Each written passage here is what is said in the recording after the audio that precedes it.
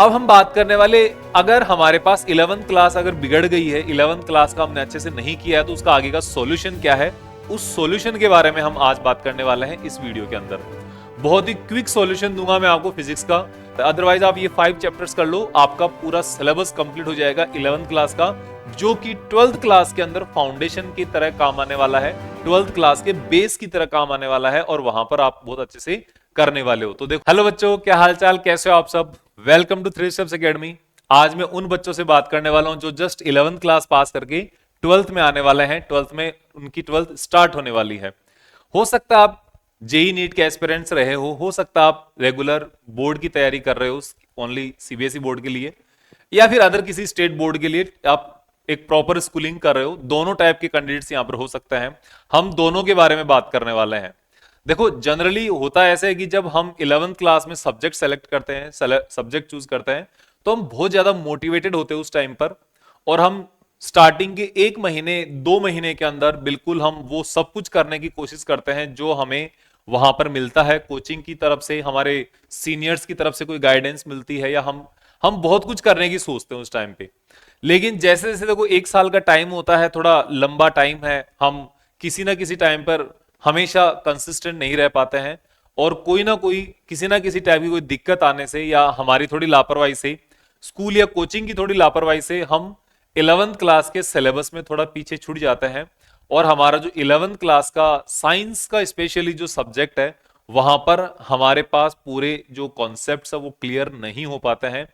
और इसमें मोस्टली जो कंसर्न रहता है वो यही रहता है कि ज्यादातर बच्चे भी 11th क्लास को थोड़ा लाइटली ले लेते हैं, और पेरेंट्स भी ज्यादा कुछ नहीं बोलते, क्योंकि उनको पता है बोर्ड एग्जाम तो है नहीं, तो कोई बात नहीं, आपको चल जाएगा, थोड़ा चिल कर लेते हो आप, इट्स ओके।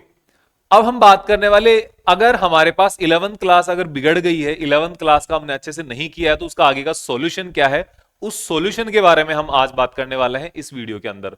बहुत ही क्विक सॉल्यूशन दूंगा मैं आपको फिजिक्स का, क्योंकि अभी आपके पास ज्यादा टाइम भी नहीं है, 12th क्लास जस्ट स्टार्ट होने वाली है 5 से 6 दिन के अंदर।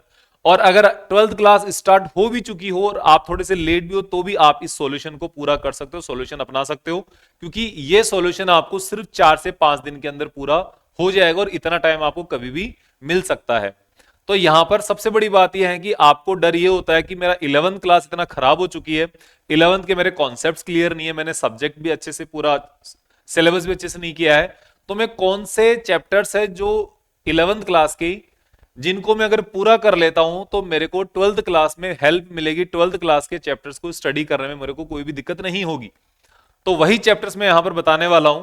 तो यहां पर देखो, कुल मिलाकर आपके 5 चैप्टर्स है।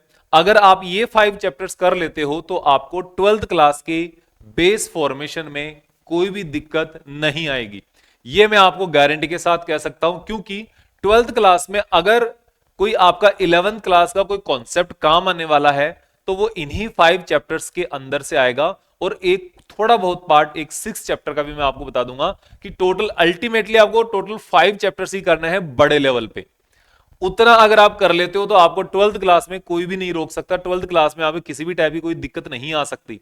आप ये वीडियो चाहे कभी भी देख रहे हो, अप्रैल में देख रहे हो, मई के अंदर देख रहे हो, या जून के अंदर देख रहे हो, आपको सिर्फ 5 दिन चाहिए 12th क्लास की अपनी जर्नी की जो आपका बेस है, जो फाउंडेशन है, उसको मजबूत बनाने के लिए आपको सिर्फ 5 दिन का टाइम यहां पर चाहिए।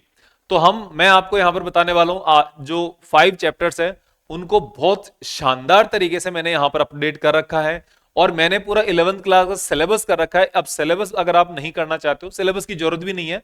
सिलेबस तो अगर आपको मान लो कोई आप नीट जेई की प्रिपरेशन कर रहे हो, और उस कंडीशन में अगर आपको कोई बैकलॉग वगैरह रहा है, फिर कर रहे हो, तो अलग बात है। अदरवाइज आप ये 5 चैप्टर्स कर लो, आपका पूरा सिलेबस कंप्लीट हो जाएगा 11th क्लास का, जो कि 12th क्लास के अंदर फाउंडेशन की तरह काम आने वाला है, 12th क्लास के बेस की तरह काम आने वाला है, और वहां पर आप बहुत अच्छे से करने वाले हो। तो देखो, यहां पर हमारे पास सबसे पहला जो चैप्टर्स होगा वो होगा वेक्टर। वेक्टर आपको पता है कि 12th क्लास में आपका जो फर्स्ट चैप्टर है वहां से ही स्टार्ट करके पूरी कंप्लीट फर्स्ट फिजिक्स के लिए, तो वेक्टर जो चैप्टर होने वाला है सबसे ज्यादा इंपॉर्टेंट होने वाला है।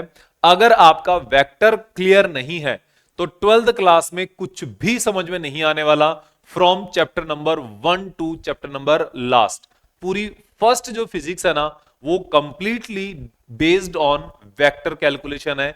वहां पे आपके जितने न्यूमेरिकल्स होंगे, ये मान लो 75% of the numericals and nearly 60 to 70% of the concepts सारे आपके वेक्टर्स से रिलेटेड होंगे, क्योंकि वहां पर आप electric field, force, magnetic field, magnetic force, ये सब करने वाले हो। इसलिए vector is very very very important.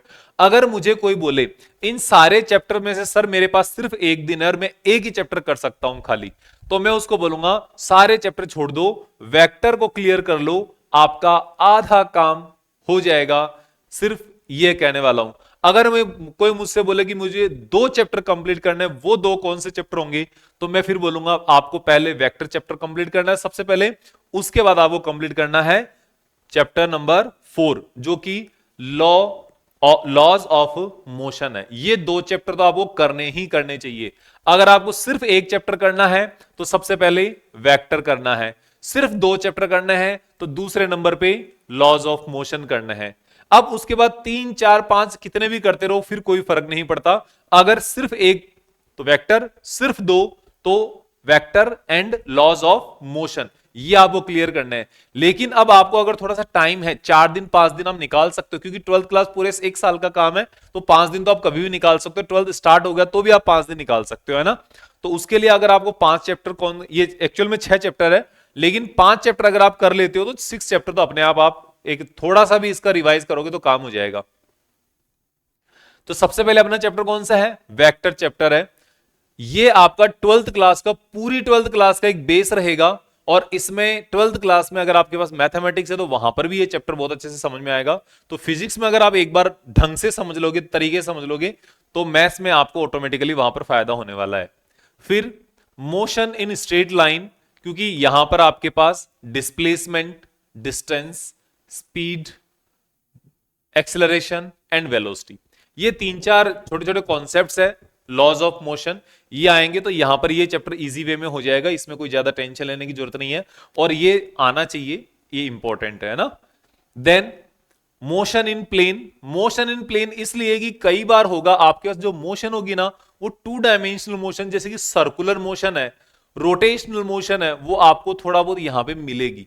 तो इस वजह से सर्कुलर मोशन के कारण आपको ये वाला चैप्टर यहां पर मिलना चाहिए, और थोड़ा बहुत प्रोजेक्टाइल मोशन भी आपको यहां पर मिल सकता है, जिसमें डिस्प्लेसमेंट यानी कि डायरेक्शन ऑफ मोशन और एक्सेलरेशन अलग अलग डायरेक्शन में होता है। वो इलेक्ट्रिसिटी में भी हो जाता है और वो आपके लिए मैग्नेटिक फील्ड के अंदर भी होता है।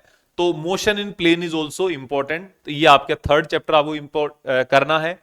और लॉज ऑफ मोशन तो आपको करना ही है, दिस इज वेरी इंपॉर्टेंट। आपको मैंने बताया है, ये अगर सिर्फ 2 चैप्टर करने हो तो सिर्फ ये 2 करना है, chapter number 1 and chapter number 4। Then work, power and energy. Work, power, energy का कॉन्सेप्ट आपका पूरी ये मान सकते हो, जितना अपना यहां पर फिजिक्स का कॉन्सेप्ट है, फर्स्ट फिजिक्स और सेकंड फिजिक्स दोनों के अंदर, तो work, power, energy is must, बहुत इंपॉर्टेंट है ये। और फिर लास्ट में ये 5 चैप्टर करने के बाद अगर आपका थोड़ा सा लिबर्टी है, आप थोड़ा सा काम कर सकते हो, तो सिंपल हार्मोनिक मोशन भी एक इंपॉर्टेंट चैप्टर है। तो यहां पर मेनली तो आप ये 5 चैप्टर जो है ना, वो इंपॉर्टेंट है। और फिर एक अगर आप थोड़ा कर सकते हो, थोड़ा पुश करके, तो आप 6 चैप्टर भी यहां पर करना। इसके बाद आपको कोई भी ज्यादा करने की जरूरत नहीं रहेगी। जैसे वेव चैप्टर से रिलेटेड थोड़ा बहुत कॉन्सेप्ट्स आपके 12th क्लास में काम आता है, लेकिन वो काम आता है नियरली 8th चैप्टर के अंदर, और थोड़ा सा काम आता है वेव ऑप्टिक्स के अंदर। तो वहां तक पहुंचते पहुंचते, वहां तक जाते जाते आपके 12th क्लास का जो सिलेबस है ना, वो इतना अच्छे से कवर हो जाता है। स्कूल्स में भी थोड़ा सा 12th क्लास में ज्यादा ध्यान देते हैं, और आप भी थोड़े मेच्योर हो जाते हो 12th क्लास में, तो वो फिर वहां पर ऑटोमेटिकली उसका सेटल हो जाता है।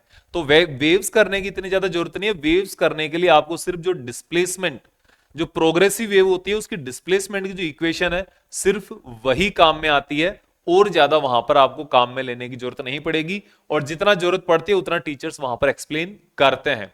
तो वेव्स करने की जरूरत नहीं है, आपको सिर्फ vectors, motion in straight line, motion in the plane, laws of motion, work, power and energy और सिंपल हार्मोनिक मोशन, ये 5 चैप्टर आप बहुत अच्छे से कर लो और लास्ट वाला 6 चैप्टर, ये चैप्टर आप अच्छे से कर लो, आपको 12th क्लास की फिजिक्स में फिर कोई भी डाउट नहीं आएगा।